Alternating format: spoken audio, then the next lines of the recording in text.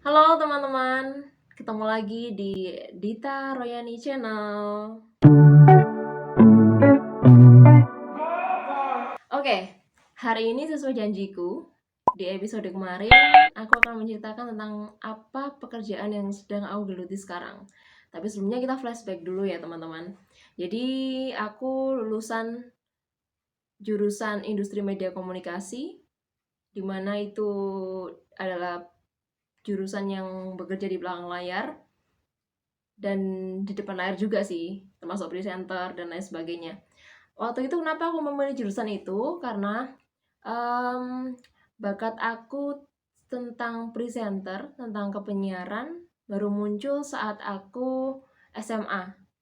Jadi waktu SMA kita suruh milih nih ekskul apa yang mau kita pilih. Nah di situ papaku ngarahinnya ke broadcasting.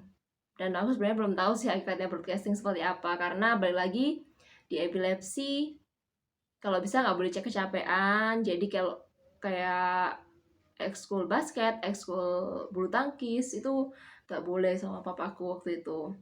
Nah di situ ternyata alhamdulillah 2 tahun berjalan,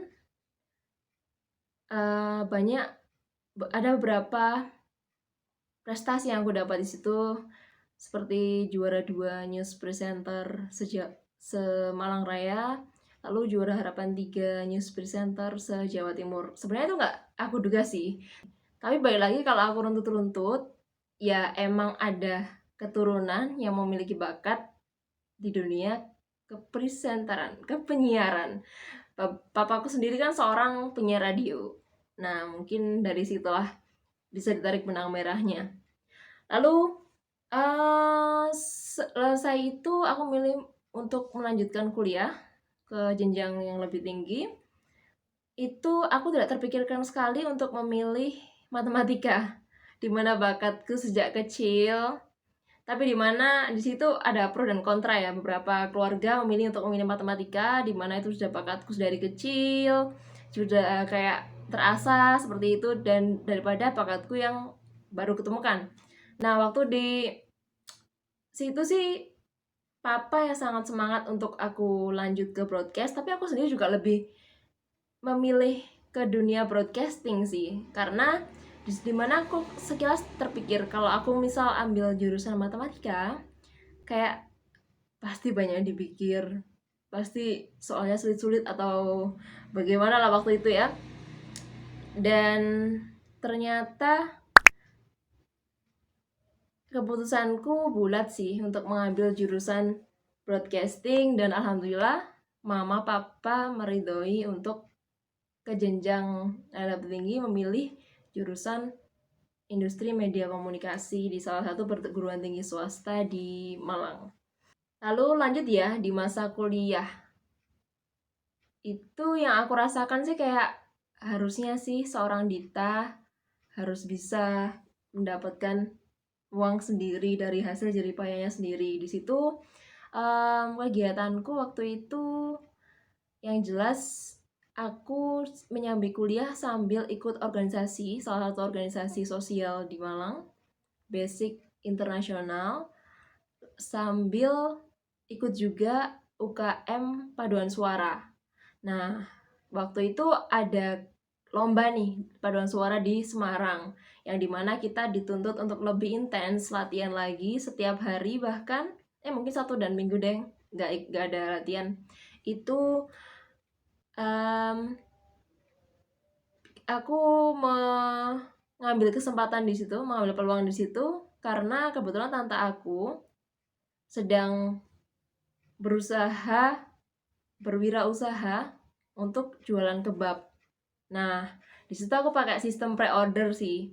Gimana mau siapa yang mau pesan, besok saya bawakan gitu. Dan alhamdulillah di pertama kalinya pesen itu sekitar 80 kebab. Karena tahu sendiri ya, paduan suara sekalinya anggota mungkin bisa sampai 30 sampai 40 orangan. Nah, di situ aku lanjut sih terus semangat setiap hari berjualan kebab sampai akhirnya mamaku sendiri yang memproduksi kebabnya. dan itu terus berjalan, dan aku rasakan sih emang inputnya kayak aku sudah nggak terlalu minta banyak ke orang tua. Itu menjadi kebanggaan tersendiri sih. Lalu selain aku jualan kebab itu, aku juga alhamdulillah dipercaya oleh salah satu SMP negeri di Kota Malang untuk menjadi guru ekskul broadcasting di SMP tersebut. Suatu kebanggaan sih, akhirnya ilmu yang aku pelajari sekarang bisa aku sampaikan dan bisa aku sharekan ke adik-adik yang masih SMP. Dan alhamdulillah teman-teman adik-adiknya masih masih care dan masih komunikasi sampai sekarang. Dimana era milenial ya sangat-sangat mudah untuk berkomunikasi sekarang, tidak seperti dulu. Lalu selain dua pekerjaan tadi, aku juga ada magang, ya kewajiban di kampus. Waktu itu aku magang di salah satu televisi lokal yang ada di Malang, namanya Agropolitan Televisi. Di situ aku jadi dubber sekaligus scriptwriter, ya belajarlah apabila ada salah ya dikoreksi juga sama yang lebih senior. Tapi pada saat itu yang jadi dubber itu yang disuruh yang adik-adik magangnya untuk jadi dubber, mungkin sekalian latihan. Tapi teman-temanku kayak kurang pede gitu, dan akhirnya banyaknya itu yang jadi dubber aku. Apa ini sebuah apresiasi dan juga kebanggaan tersendiri sih rasanya buat aku bisa dipilih oleh senior untuk jadi dubber di salah satu TV lokal yang ada di Malang.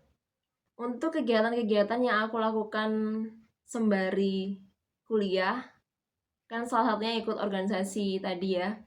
Di situ banyak sekali value yang aku dapat, karena di situ basicnya sosial, kita non profit, kita nggak dibayar, tapi kita basicnya sosial dan pasti tujuannya untuk membahagiakan orang lain. Karena di situ aku juga merasa titik bersyukurku salah satunya melalui perantara organisasi ini sih. Jadi kayak aku bisa melihat ternyata yang lebih susah di bawahku itu banyak gitu. Kamu harus bersyukur gitu. Dalam hatiku sih kayak gitu. Masuk di tahun 2017. Masa-masa dimana hati ini rasanya naik turun gitu. Karena pada saat itu 2017 ini saatnya aku kayak skripsi gitu di perkuliahan, tapi juga dihadapkan dengan papaku yang sakit, jadi harus mondar-mandir ke rumah sakit, cek tiap bulannya harus cek. Dan papaku mendengar kayak misal papa lagi kesakitan atau gimana gitu, tetap kegiatanku masih aku lakukan sih, kayak organisasi paduan suara tetap aku lakukan sembari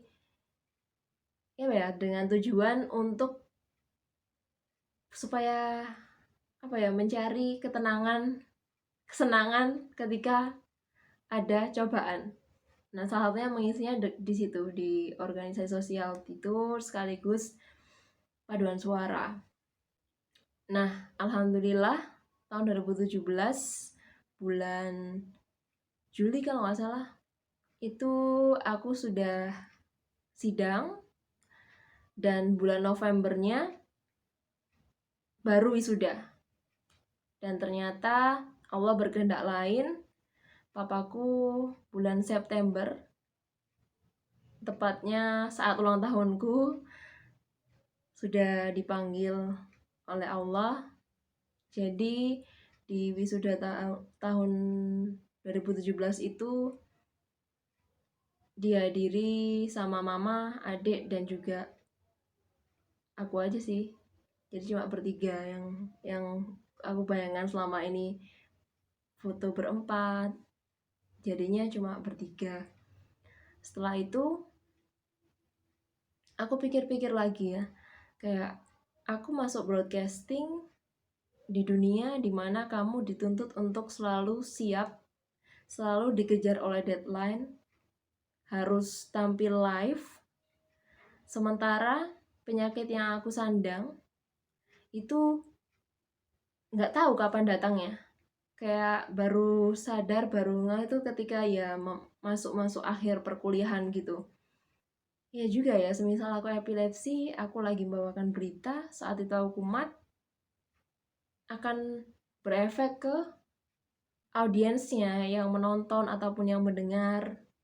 Jadinya pesannya tidak sampai, dan mungkin tim yang lain akan kecewa dengan hal itu, dan akhirnya aku mencoba di peruntungan yang lain, tidak menjadi presenter.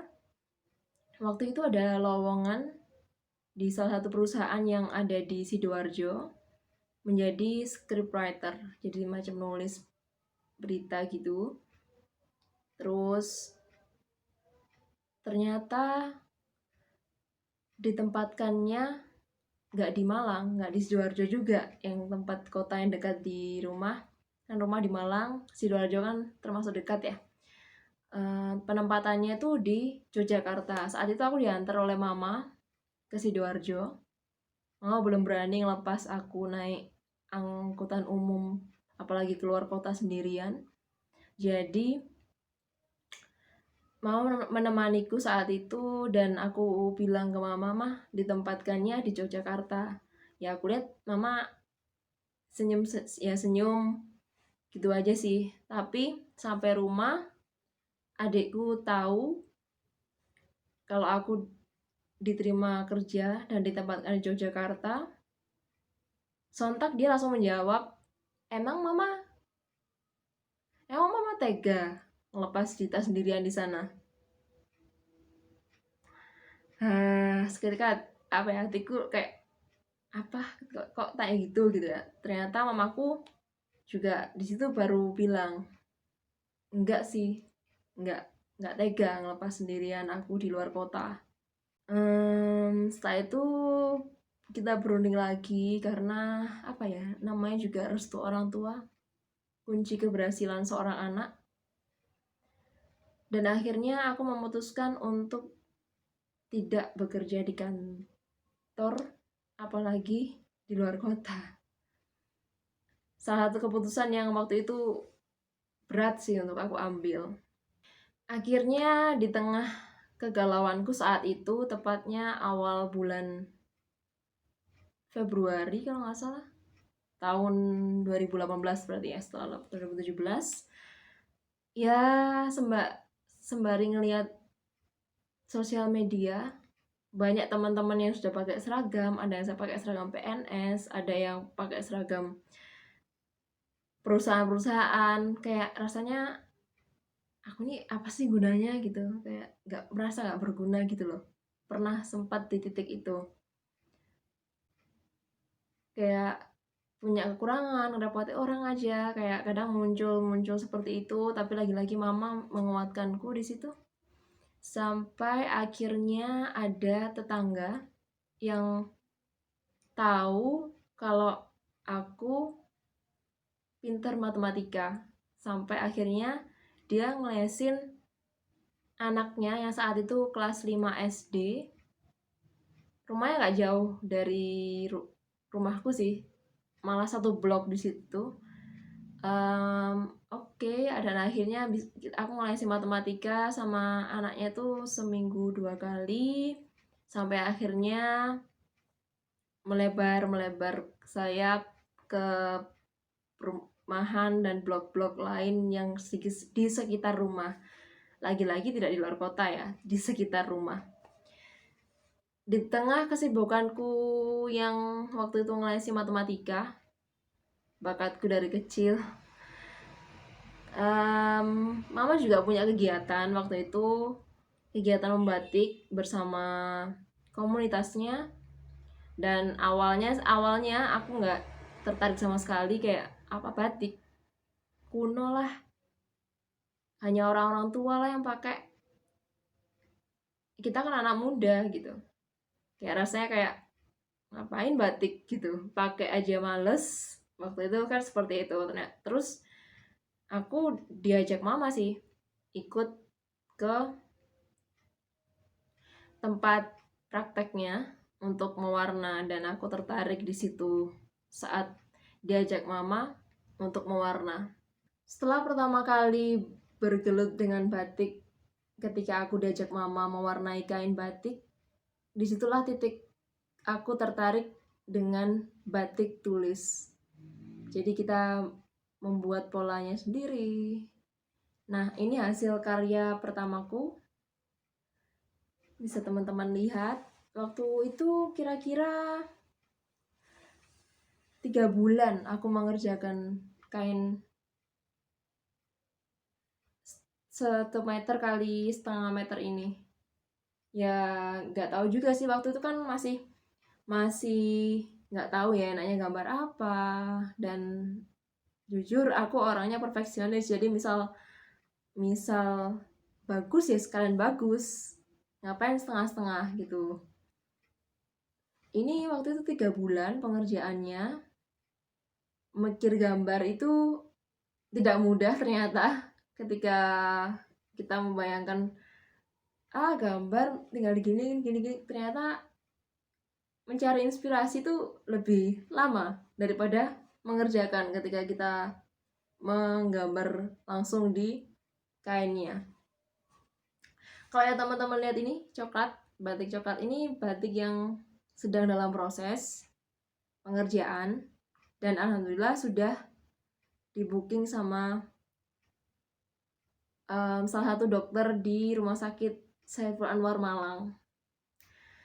Ada kejadian-kejadian yang membuat aku terharu di situ, karena suatu ketika saat itu di organisasiku sedang membagikan paket-paket isinya tas, sepatu, buku, seragam, dan lain sebagainya, perlengkapan sekolah full untuk anak-anak yang benar-benar tidak mampu, dan itu basicnya internasional. Di situ yang datang nggak cuma orang Indonesia aja, jadi ada orang Singapura, Taiwan, Malaysia, Taipei. Di situ tuh berkumpul semua, kita membagi-bagikan paket tadi untuk orang-orang yang benar-benar tidak mampu, bukan yang setengah-setengah. Di situ aku membawa daganganku sih, awalnya kayak malu-malu aku di depan orang yang sudah sukses. Apakah aku bisa menawarkan barang-barang ini? Awalnya udahlah nggak jadi ya gitu kan ya. Setelah itu telat sih sebenarnya, jujur. Beberapa orang dari Singapura itu sudah pulang, hanya ada sekitar 5 orang di situ di rumahnya. Akhirnya aku menawarkan dan bilang kalau ini karya sendiri. Alhamdulillah laku 4 kain, dan kebetulan dibeli oleh orang Singapura di situ. Wah, rasanya suatu kebanggaan tersendiri ketika karya dibeli oleh orang luar negeri, padahal memang orang luar negeri yang justru lebih tertarik dengan batik tulis daripada orang dalam negeri. Bagaimana nih teman-teman? PR sih. Masih ada lagi teman-teman yang membuat aku terharu ketika aku memproduksi kain batik stabil. Terus aku waktu itu masih sering kambuh. Akhir bulan Oktober tahun 2020 aku masih sering kambuh sampai akhir Desember. Aku harus terus kontrol ke rumah sakit tiap minggunya, dan dokternya yang menangani kebetulan namanya Dokter Sinta. Beliau tanya, apa kesibukannya sekarang? Dengan PD-nya aku menjawab, pembatik tulis gitu. Batik tulis. Terus akhirnya beliau minta beberapa foto hasil karya yang aku pernah buat. Lalu alhamdulillah beliau tertarik dengan salah satu batik yang waktu itu motifnya tulip warna biru, aku masih ingat. Ya itu yang bisa aku petik sih, ketika Allah memberikan cobaan, pasti Allah memberikan kemudahan di situ. Ketika aku harus melamar rumah sakit, Allah memberikan rezeki di dalamnya. Aku menemukan customer batikku di situ. Lalu beliau merasa mungkin nyaman dan suka dengan karyaku dan akhirnya memesan lagi. Dan ini pesanan dari Dokter Sinta yang belum selesai. Beliau minta backgroundnya hijau, jadi masih belum selesai. Ini masih panjang teman-teman prosesnya untuk menjadi batik yang indah, batik tulis yang indah. Itu sih yang bisa aku ceritakan sepenggal, yang intinya profesiku sekarang adalah pembatik tulis.